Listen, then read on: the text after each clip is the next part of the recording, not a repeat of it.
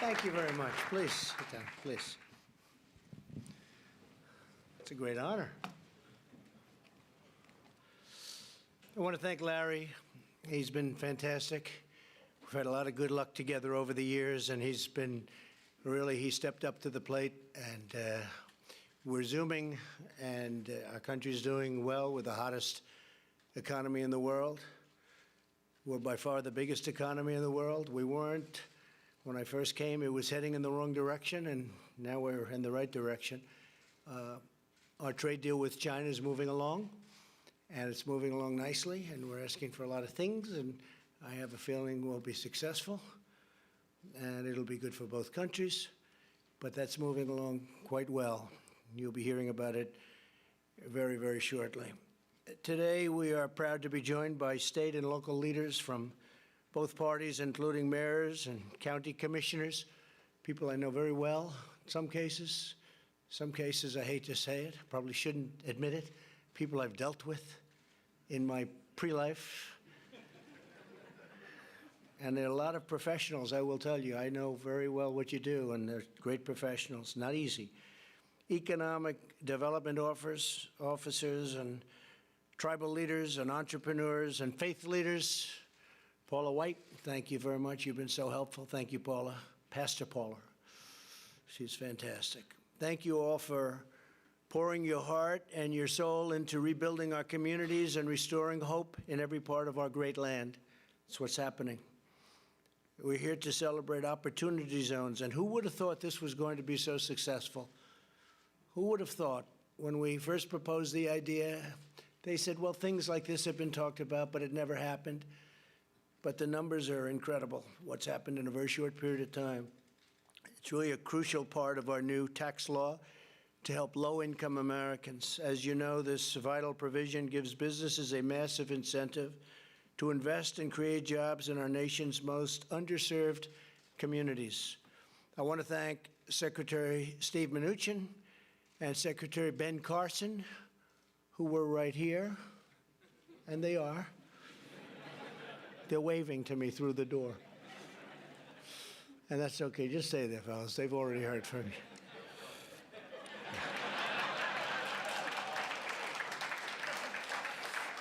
And they're doing a great job, those two. And for their tireless work on behalf of nearly 35 million Americans living in opportunity zones, tremendous community. Since we passed our historic tax cuts and reforms just over 1 year ago, wages are rising fast, and they're rising most quickly for the lowest income Americans. You know, you keep hearing about for the wealthy. It's not the wealthy.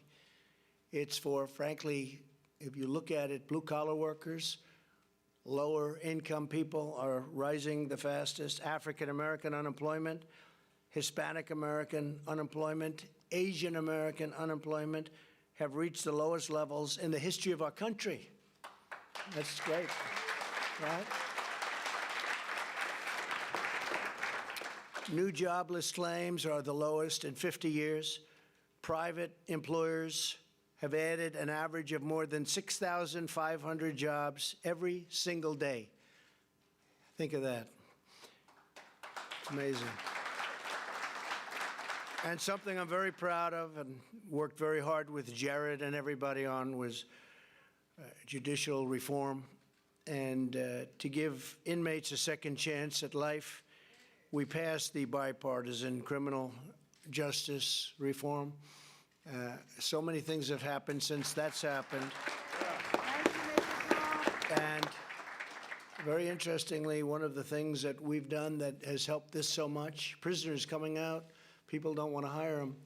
They just don't want to hire them. It's got something, stigma, call it whatever you want. They weren't being hired. This is for, I would say, since our founding. Very hard for prisoners. This is the best they've ever done by far. They're coming out and they're having not only job offers, but they're having choice. And employers are coming back, and we sample them. I know some. And they are so thrilled with what they're getting. And I can't say in every case, because that's not the case no matter who you hire. But they are thrilled. I had one gentleman tell me, man, I know, a businessman, he said, I've hired some people coming out of prison I never thought I'd be doing, and I'm doing it, and they're some of the best employees I have. And that was done because the economy is so strong. because, frankly, they're having a hard time getting people. And now they're taking people that they wouldn't have liked and they would have never taken, and they're putting them in, and they're finding them to be phenomenal. So it's never happened before like it's happening now. People coming out of prison are getting a second, and in some cases, a third chance. I've also signed the single largest bill to combat the opioid crisis to help free Americans from the scourge of addiction. There's never been anything like it. Over the last 10 years, what's going on is incredible. And we're stopping them much more so at the border. We will, as soon as the wall is built, we'll have a tremendous impact. And Border Patrol has been incredible. Kevin's doing a great job. We have an amazing group of people on the border, and Homeland Security generally. ICE has been incredible what they're doing. They're taking MS-13 out by the thousands who came into our country, the gangs, rough people. They're getting them out. So ICE has been unbelievable. And law enforcement generally has been just unbelievable, the job. You know, our numbers are way down, meaning in a positive way. Crime is down very substantially from even a year ago. And we want all Americans to share in our great economic renewal. That's why governors in all 50 states and the territories have designated 8,700 neighborhoods as opportunity zones. Hard to believe, 8,700. Household income in these communities is 37% less than the median income in a state as a whole, so it's 37% down, and we're catching them fast. In order to revitalize these areas, we've lowered the capital gains tax for long-term investment in opportunity zones all the way down to a very big, fat, beautiful number of zero. Zero. That's why they're looking and they're saying, no, I don't want to go there. Maybe I don't love the location, I don't want to go. Then they hear about the zero, they'll say, I think I'm going to go there. And then they start liking the location, right? A great football player. You are some player, huh? I'll never fight you, I promise. That'll never happen. Great player, Scott. Our goal is to rebuild homes, schools, businesses, and communities that need it the most. And we have just, I don't know, we've hit something that's very unusual. This is a very surprising thing to everybody, even to me to a certain extent. You know, you do things. Nobody thought it was going to catch on like it's caught on. So here with us today is the mayor of Vicksburg, Mississippi, George Flaggs, who over the last year has worked with private investors to save and create more jobs in the city. Where's George? George, stand up, please, George. Thank you very much. Thank you, George. Mayor Flaggs, I want to thank you for your tremendous partnership. You've really helped inspire us, I must say, and you have done an incredible job, and it wasn't easy. It wasn't easy all the way. And I'd like to ask, if I could, I'll get you up a second time, because I'd like to ask Mayor Flaggs to come up and say a few words about what this has meant. And he really has been. He's been a great leader, and we appreciate your knowledge, giving us some of that knowledge. Please, Mayor Flaggs.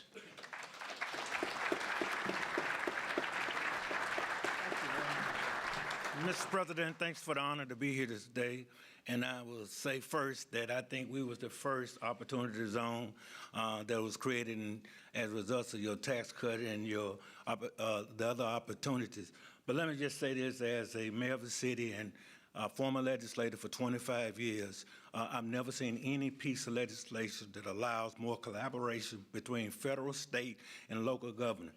And just to tell you what we was able to do in Vicksburg, we have created 54% of our new jobs, and the new jobs in the state of Mississippi was created in Vicksburg, Mississippi, because of the economic opportunity we share here today. But the other thing is that I will never forget, it was a plant that was built in 1889, and we was able to save that plant because technology had just worked its way out, but it's now called the Vicksburg Forest Product because of the fact we was able to come to the White House and the state government and local government and collaborate, use this opportunity zone, check all the boxes, be able to put money in our sales. City of Vicksburg, 24,000 people, rural as you get, but at the same time was able to save 125 jobs for the city of Vicksburg. And let me tell you that's bread on the table. That's meat in somebody's kitchen. And so we was able to do that. So, Mr. President, we thank you. Thank you very much, Mayor. Fantastic job. Fantastic job. Thank you, Mayor. Across the country, our tax cuts have kicked off a race to invest in opportunity zones beyond anything that anybody in this room even thought. In counties with heavy concentration of opportunity zones, wages have risen by now, it seems that we were talking about 8%, but it looks like it's going to be a much higher number than that. Property sale prices in opportunity zones, if you have a home, have already skyrocketed by more than 20%. Secretary Mnuchin estimates that private businesses will invest $100 billion in opportunity zones, and that's going to be in a fairly short period of time. To further support these communities, I recently established the White House Opportunity and Revitalization Council, chaired by Secretary Carson, who, by the way, is doing a fantastic job at HUD. He's really doing a fantastic job at HUD. Its mission is to marshal 16 federal agencies and coordinate dozens of existing federal programs to provide maximum support to opportunity zones. And here with us today is a man who I knew through watching him on television. And he was a great football player. He's a businessman. He's a former state legislator and retired from the NFL after about 10 or 12 years or something. Huh? 9 years. That's not bad. 9 years, not bad. That's a long time in the NFL.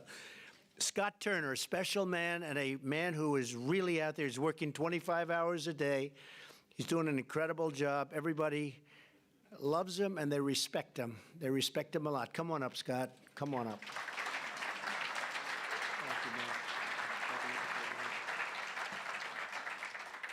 Well, good afternoon.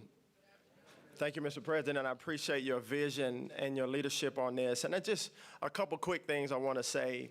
You know, I have a lot of joy in my heart and a lot of resolve in my spirit. Joy because as I look out on the room, what a great representation of our country, of the true heart of America and the culture of America. And that brings me great joy. I'm humbled to be here, not because of the position, but because of the mission, because of the purpose that's been set forth by the president and our great team here. And I have a lot of resolve because this is a big job. There's a lot of work to do. As you can see, we're all here. There's big things to do, but I know that if we set our face like flint, we can do it, and together we can do it. This is the greatest team. I've been able to play on a lot of teams, San Diego, Washington, Denver, but this is the greatest team because we have the opportunity to make a generational impact. Us together. See, revitalization doesn't have a color. It doesn't have a party. Revitalization starts in the heart of every man.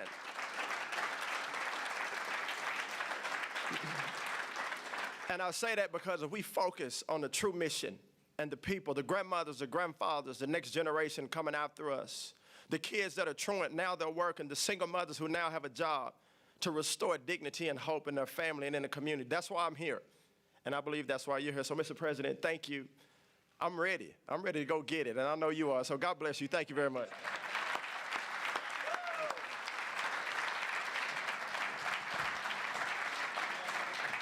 That was great. Wow. Hey, you've done that before, haven't you? Huh? That's pretty good. You might be better at that than football, I think. I hope, right? I hope. I think you will. This new council will streamline existing programs to invest in economic development, workforce training, entrepreneurship, and safety and opportunity zones. For example, the Department of Labor will target opportunity zones for prison reentry employment.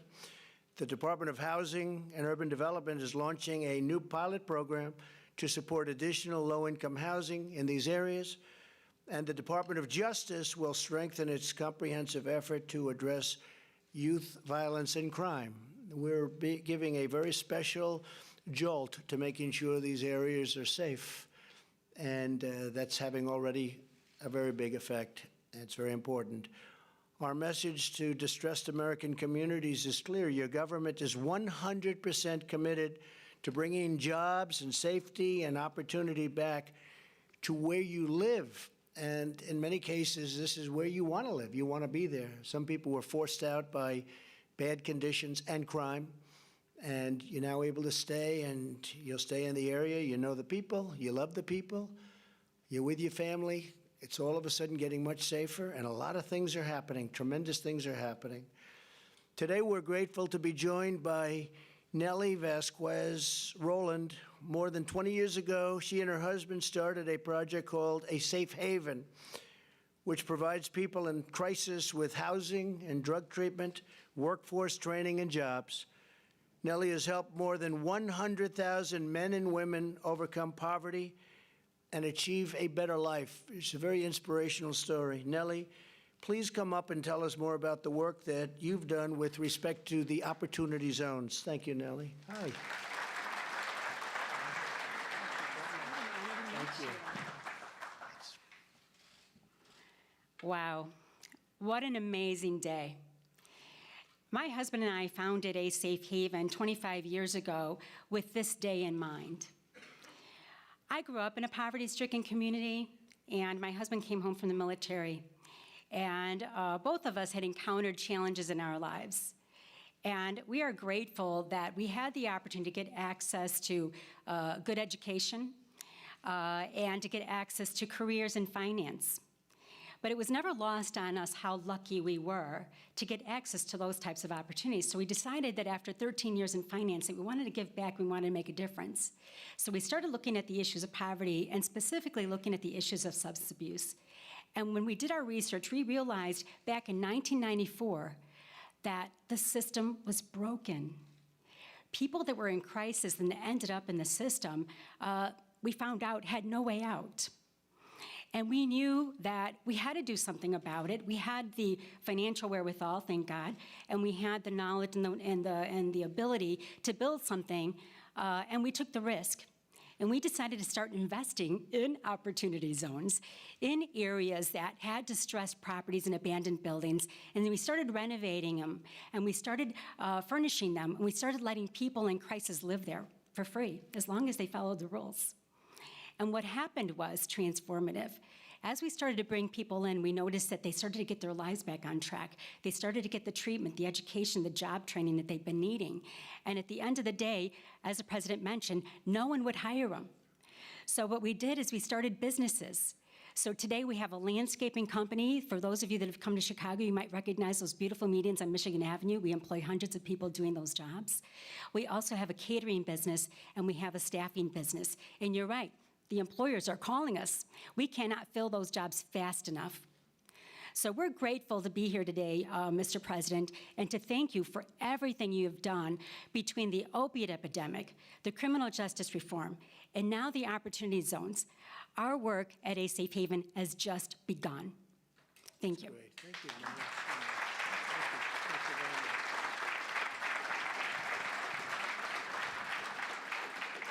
That's exciting. Real entrepreneur, too. At the heart of Opportunity Zones is a belief that every American community is worth cherishing, protecting, and renewing. From rural towns to inner cities, we want to build new schools and factories, new roads and bridges, new hospitals and parks. And that's what's happening all over. We want to see loving homes, safe neighborhoods, and a gleaming Main Street. And above all, we want every family to have the opportunity to live their great American dream. To every state, tribal, and community leader with us today, and we have a lot of them, thank you again for your commitment to restoring prosperity, patriotism, and pride across our beautiful nation. God bless you all, and God bless America. Thank you all very much. Thank you. Thank you.